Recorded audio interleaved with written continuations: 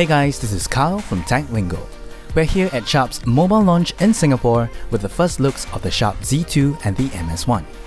These are two mid-tier smartphones that are never meant to take on the flagship devices from Samsung or Apple. Rather, they're aimed at consumers looking for a budget phone or finding an alternative to Xiaomi smartphones.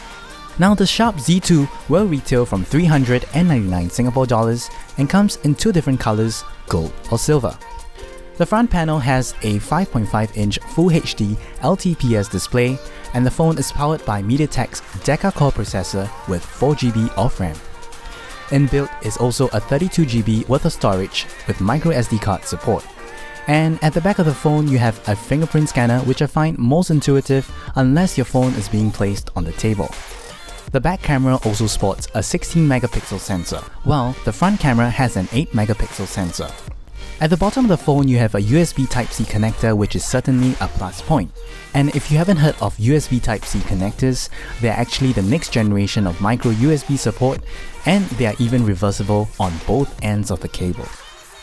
The battery also sports a 3000 mAh capacity and a dual SIM tray for frequent travelers out there. Now, what we like about the Sharp Z2 is its sleek design with some slightly chamfered edges.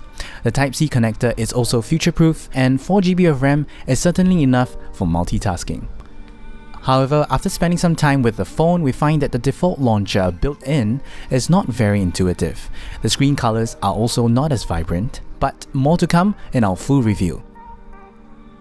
Now, the Sharp MS1 will retail from 299 Singapore dollars and comes in two different colors, white or pink. The front panel also sports a 5.5-inch Full HD LTPS display similar as the Sharp Z2, but it is now powered by MediaTek's octa-core processor with a slightly lesser 3GB of RAM.